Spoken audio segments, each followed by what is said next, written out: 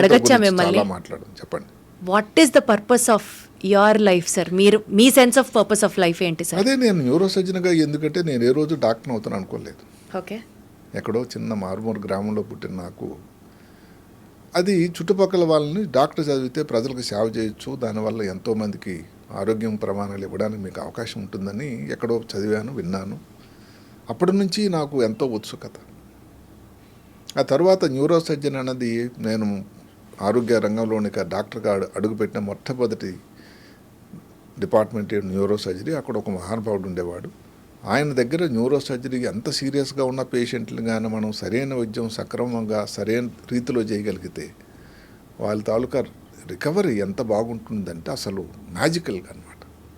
So నేను కూడా neuro surgeon ఇంతమందికి చేయగలిగితే ఎంత బాగుంటుందో. సీరియస్ యాక్సిడెంట్ అయింది, ఒక బ్రెయిన్లో ట్యూమర్ వచ్చింది, బ్రెయిన్లో యాబ్సెస్ వచ్చింది, చిన్నపిల్లలు పుట్టినప్పటి నుంచి 2 కాళ్ళు కదచ్చలేదు, బ్రెయిన్లో వాటర్ పెరిగింది, ఇలాంటివి ఎన్నో అంశాలు ఉన్నాయి. ఏదన్నా చేయగలిగి వాళ్ళ తర్వాత ఇప్పుడు మటుకు నేను 42 సంవత్సరాల నుంచి న్యూరో సర్జరీ ఎక్స్పీరియన్స్. హైదరాబాద్ నగరంలో 37. ఇప్పుడు 30 సంవత్సరాల క్రితం నేను ఆపరేట్ చేసిన పేషెంట్ వచ్చి, సార్ మీరు నాకు ఆపరేట్ చేశారు, నా భార్య నా పిల్లలను చూపిస్తుంటే ఎంత సంతోషం, దానికి ఎన్ని కోట్లు వస్తే దానికి సరిపోతుంది చెప్పండి. సో ఇది సెన్స్ ఆఫ్ పర్పస్ అంటే. ఇప్పుడు ఒకళ్ళు వక్త లేకపోతే పొలిటీషియన్ ఏదైనా ఏ రంగంలోనే సాయం చేయొచ్చు సేవ. ఆ సెన్స్ ఆఫ్ పర్పస్ ఉండాలి. So sense of purpose in life అంటే బేసికల్గా 10 మందికి ఉపయోగపడి హెల్ప్ అయ్యే యాక్టివిటీ చేయడాన్ని sense of purpose in life అంటారు. Got it sir. తర్వాత ఇంకోటి లాస్ట్ భగవంతుడి దర్శనం. దానివల్ల అందరిని కలిసిమెలిసినట్టు అవుతుంది. రోజు ఏదైతే ఆ దేవుడు ఇచ్చారో, ప్రసాదించాడో, అయ్యా నీకు అది గ్రాటిట్యూడ్ కింద 4 సార్లు వెళ్ళి నమస్కారం చేయడం. తిరుమలలో 1,00,000 కొలది భక్తులు, సరే ఎక్కడ బెత్లెహేం వెళ్తారు, ఇంకో దగ్గర మక్కా వెళ్తారు, ఇంతమంది అనే కష్టాలు కూర్చి, లేకపోతే హజ్ యాత్ర మీరు చూస్తూ ఉంటే అంత వేడిలో అసలు మాడిపోతారని అనుకుంటే మరి ఇంతమంది భక్తులు ఆ నమ్మకంతో వెళ్తున్నారంటేనే ఆ పరమాత్మ ఎక్కడో ఉన్నాడు, దానివల్ల మంచి జరుగుతుంది మా కుటుంబానికి అనేటువంటి ఆ నమ్మకం. మరి ముస్లిం సోదరులు నమాజ్ 5 సార్లు చేయడం, ఇంకా ఎక్కువ సార్లు చేయడం దీంట్లో. అదే కాకుండా శనివారం ఉపవాసాలు, ఇవన్నీ కూడా ఇందాక ఏదైతే మనం చెప్పుకున్నామో సేమ్ అవన్నిటికీ ఒక నాంది ప్రస్తావన ఇవన్నీ కూడా. అందువల్ల ఏమిటంటే నేను చెప్పేది భారత ప్రభుత్వం ఏంటంటే దీన్ని కొన్ని సౌకర్యాలు ఏదైతే, ఉదాహరణకి ఇప్పుడు ఓల్డ్ పీపుల్కి జెరియాట్రిక్ వార్డ్స్ అని వచ్చాయి. ఏంటి సార్ అది? జెరియాట్రిక్ హాస్పిటల్ అంటే 60 పైబడి ఉండే వృద్ధుల కోసం వాళ్ళ తాలూకా ఆరోగ్య పరిస్థితి జెరియాట్రిక్ వార్డ్. అలాగే మన నిమ్స్లోని కూడా ఉంది. ఫస్ట్ హాస్పిటల్ అనేది రికార్డ్ వచ్చింది ఏమిటంటే భారతదేశంలో ఎయిమ్స్లో స్టార్ట్ చేశారు ఈ కొత్త ప్రభుత్వంలో. ఆ ఏజ్ గ్రూప్ వాళ్ళకు ఉండేటువంటి ఇబ్బందులను దృష్టిలో పెట్టుకుని చేసినటువంటి ఒక విభాగం. చిన్నపిల్లలకి ఎలాగైతే పిడియాట్రిక్స్ అంటారు, జెరియాట్రిక్స్ అంటే పెద్దవాళ్ళ కోసం. సో అలాంటి వాళ్ళని దృష్టిలో పెట్టుకుని కొన్ని కార్యక్రమాలు చేయాలి. ఇప్పుడు తల్లిదండ్రులు ఏకాక అయిపోవడం వల్ల ఇందాక చెప్పుకున్నాం లోన్లీనెస్ వల్ల వాళ్ళకి ఇబ్బంది వస్తూ ఉంది. అందువల్ల దగ్గర వాళ్ళ పిల్లలు ఇందాక ఏదైతే సింగపూర్ గవర్నమెంట్ ఇన్సెంటివ్ ఏదైతే ఇస్తున్నారో వాళ్ళ తల్లిదండ్రుల దగ్గరికి కానీ వాళ్ళ ఇల్లు కానీ తీసుకునేటట్టయితే 40,000 సింగపూర్ డాలర్స్. దూరం వెళ్ళిపోతే తగ్గిపోతుంది సుమా. సో ఇవన్నీ కొన్ని ఇన్సెంటివ్ ఇలాంటి క్రియేట్ చేయాలి. ఈ హౌసింగ్ ఏదైతే ఉందో అందరూ చుట్టుపక్కల సమాజంలో ఒక దగ్గర అంటే బై ఫోర్స్ అన్నా కానీ అందరూ ఒక దగ్గర ఉంటారు. లేకపోతే ఎక్కడో ఒక ఐసోలేటెడ్ ప్లేస్లో ఉంటే ఎప్పుడు కలుస్తారండి, ఏకాగ్గానే ఉండడం. ఇలాంటివన్నీ కూడా ఆ ప్రాంతం నుంచి మనం నేర్చుకోవడం. ఇప్పుడు ఈ 5 బ్లూ జోన్స్లో కలిసి అందరూ భోజనం చేయడం, అందరూ కలిసి భోజనం చేస్తారు. ఇంట్లో డైనింగ్ టేబుల్ మీద కలిసి తినడానికి అలాంటప్పుడు మరి ఇంకెక్కడ ఇప్పుడు అంటే మనం అనుకుంటాం కానీ సార్ ఇలాంటి చిన్న acts of love and kindness between the family members కూడా లైఫ్ ఎక్స్పెక్టెన్సీని పెరగడానికి కారణాలు అవుతాయంటే నాకు ఆశ్చర్యంగా ఉంది. లేదు, ఇవి చిన్న విషయాలే అయితే ఏదో చిన్నది ఏదో బిందువులాగా సముద్రం అవుతుందిలాగా ఇవన్నీ కానీ ప్రాక్టీస్ చేయగలిగితే ఇవన్నీ సైన్స్ ప్రకారం ఆధారాలతో కూడినటువంటి విషయాలు కాబట్టి తీసిపడడానికైతే లేదు. ఎవరైతే దీనిని ఆ విధంగా చేయగలిగితే, ఆచరించగలిగితే డెఫినెట్గా ఇందాక మనం చెప్పుకున్నట్టు ఉదాహరణకి బ్యారియాట్రిక్ సర్జరీ చేయించుకున్నారు అంటే మనం ఇప్పుడు డెబిట్స్ క్రెడిట్ స్కోర్ వేసుకుందాం సార్. అంటే ఏమిటి, బ్యారియాట్రిక్ సర్జరీ చేయించుకుంటే 9 సంవత్సరాలు 9-10 సంవత్సరాలు. క్యాట్రాక్ట్ అందరూ భయపడతారు, క్యాట్రాక్ట్ అమ్మో ఏమైనా కంట్లో పాడిపోతే.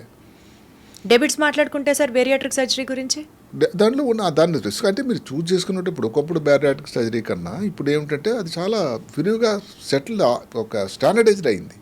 కాంప్లికేషన్ చాలా తక్కువ. అంటే సర్జరీ అంటే ఏ కాంప్లికేషన్ లేదని కాదు, అయితే అక్కడ ఆ 5%, 3%, 2% గురించి మాట్లాడతారా? 95% ఉపయోగం గురించి మాట్లాడతారా? కరెక్ట్. అలాగే బ్యారియాట్రిక్ సర్జరీ దానివల్ల మీకు గుండెపోటు రావడం కానీ, షుగర్ రావడం కానీ, బీపీ రావడం కానీ ఎంత తగ్గిపోతుంది? మీ ఆరోగ్యం పెరగకపోవడానికి ఏమవుతుందండి? అదే మీరు కదలికితే ఇదైపోతుంది కదా, మీకు హిప్ పని చేయట్లేదు, అక్కడ ఇన్ఫెక్షన్ ఏదో వచ్చింది, డాక్టర్ గారు సర్జరీ చెప్పినా చేయించుకోవట్లేదు, 10 సంవత్సరాలు మీకు లాస్ అయిపోయినట్టేగా. కాలు మీకు ఇన్ఫెక్షన్ వచ్చింది, చూద్దాం దానికి మీరే వైద్యం చేసుకుంటుండే 15 సంవత్సరాలు లాస్ అయిందిగా. నీ జాయింట్ ఆపరేషన్ ఇప్పుడు ఎన్ని జరుగుతున్నాయండి? రోజుకి 100 జరుగుతున్నాయి హైదరాబాద్లోనే.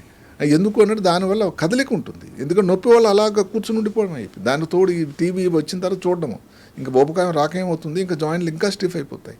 ఇంకా ఈ చెప్పినటువంటి దాని తాలూకు వచ్చిన ఇబ్బందులన్నీ కూడా పెరుగుతూ ఉంటాయి. ముందు చెప్పినటువంటి లైఫ్ స్టైల్ డిజీజ్ ఏమిటవి? షుగర్, బీపీ, ఊబకాయం, హార్ట్ అటాక్, ఇవన్నీ కూడా ఇప్పుడు యాక్టివ్గా మీరు ఉండేసరికి అలా రావడానికి అవకాశం ఎక్కడ ఉందండి? ఎవరైతే యాక్టివ్గా ఉండగలిగితే ఉదయం నుంచి సాయంకాలం వరకు ఏదో పని కావాలని ఏదో రన్నింగ్ రేసు లేకపోతే ప్లే గ్రౌండ్లోకి ఫుట్బాల్ ఆడమని కాదు 70 అప్పుడు యాక్టివ్గా ఉండేసరికి ఇవన్నీ ఇబ్బందులు కానీ తగ్గిపోతాయి కదండి.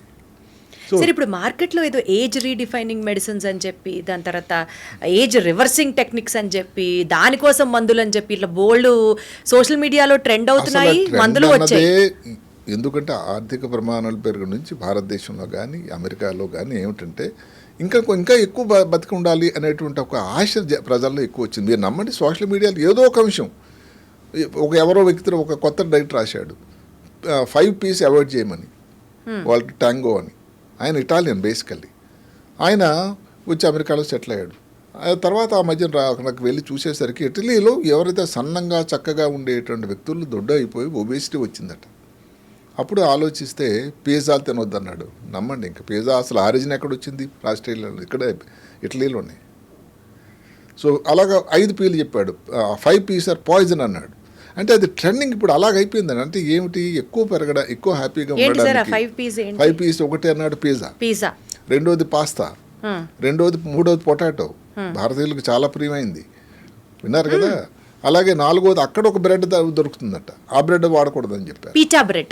పీటా బ్రెడ్ అది ఇటలీలో. లాస్ట్ది ఏమిటంటే విచిత్రంగా అనిపిస్తూ ఉంటుంది, ప్రోటీన్ తినకూడదా అని ఆయన చెప్తాడు. అదే కదా నేను చెప్పేది. ఏంటంటే వాళ్ళు చెప్పింది వేదం లేకపోతే భగవద్గీతన కన్నా మంచి తీసుకుంటే తప్పులేదు. మంచి మనం తీసుకుందాం. ఉదాహరణకి ఇప్పుడు పొటాటో అనుకోండి, దాంట్లో కార్బోహైడ్రేట్స్ వద్దు. పిజ్జా అన్నది డెఫినెట్గా అంత మంచిది కాదు. పాస్తా డెఫినెట్లీ తప్పు. వైట్ బ్రెడ్ అది వైట్ బ్రెడ్ అయితే అన్ని దగ్గర అన్ని పరిశోధనలు కూడా వైట్ బ్రెడ్ బ్రౌన్ బ్రెడ్ కంటే ఎక్కువ హేతువాదం అండి. బేసికల్లీ ఇవన్నీ రిఫైన్డ్ షుగర్స్ తోనే చేసినవి, రిఫైన్డ్ మైదా, వీట్ ఫ్లవర్. అందువల్ల అవి అవాయిడ్ చేయమని. సరే, ప్రోటీన్ గురించి ఆయన చెప్పాడు, అది అందులో మనం 5 నుంచి 4 కుదిద్దాం, అది వేరే సంగతి. మొత్తం మీద నేను ముందు నుంచి చెప్పిందల్లా ప్రతిదీ ఎవరో చెప్పింది మనం దీనిలోకి పరిగణలోకి తీసుకోకుండా మనం ఉన్న ఉనికిలో, మనం ఉన్న పరిస్థితుల్లో, భౌగోళిక పరిస్థితుల్లో, అవైలబిలిటీలో ఏది మంచి అని తీసుకున్నట్టయితే భారతదేశంలో కూడా ఏదైతే సంఖ్య ప్రస్తుతానికి ఏది ఎక్స్పెక్టేషన్ ఏమిటండి, ఇప్పుడు ఉన్నది టోటల్గా భారతదేశంలో సెంటినేరియన్స్ అంటే 100 సంవత్సరాలు పైబడి ఉన్నవాళ్ళు 2.5%, 5 లక్షలు అంటే 2.5 లక్షలు ఉన్నారు. 2050కి ఈ సంఖ్య 6 లక్షలు అవుతుందట. అంటే ఇంకెక్కువ సంవత్సరాలు గడవాలంటే ప్రభుత్వం నుంచి, వ్యక్తుల నుంచి, కుటుంబాల నుంచి, ఎందుకంటే అమెరికా నుంచి ఫోన్ల వల్ల కాదు కదండి కూడా ఉండడం చేయటం అన్నది. మరి ఎంత తేడా వచ్చింది చెప్పండి ఎక్కడ? మీరు సింగపూర్లో ఇవి కానీ ఏదైతే పాత సాంప్రదాయం ఏదైతే కమాండ్ ఫ్యామిలీస్, మనవరాళ్ళు, మళ్ళీ సీతారామయ్య గారి సినిమారాళ్ళు అయితే మరి కష్టం కదండి మనవరాళ్ళలాగా. అందువల్ల ఇది ఎవరిని కించపరచడానికి కానీ కానీ ఒకవేళ ఒక వ్యక్తి నేను 100 సంవత్సరాలు ఉండాలి, ఆరోగ్యవంతంగా ఉండాలి, మళ్ళీ దానికి ఎవరో మహానుభావుడు ఏది బెంజమిన్ కెండిల్ అని ఒక కెనడియన్ సైకాట్రిస్ట్ చెప్పాడు, longevity is useless if you are on the bed for long. Absolutely true sir. Use ఏంటండి? కరెక్ట్. అందుకనే మనం అది పెట్టి ఆరోగ్యవంతమైనటువంటి 100 సంవత్సరాలు అది చేయాలంటే కొంత ప్రయత్నం అయితే అందరి తరపు నుంచి తోతంగా కావాల్సి ఉంటుంది. అది పెద్ద కష్టమైనటువంటిది, ఖర్చుతో కూడుకున్నది పెద్ద కానే కాదు. ఇది చేయటం అన్నది అసాధ్యం అని అనుకోకుండా చేయగలిగితే అందరూ కూడా 100 సంవత్సరాలు బతికి ఈ దేశంలో ఇంకా దేశం ప్రగతికి ఎంతోమంది బాగవుతూ ఉంటారు. Wonderful sir, very well said sir. So ఇందాక సార్తో డిస్కస్ చేసేటప్పుడు ఫస్ట్ వచ్చిన పేరు జాన్సన్ గారు.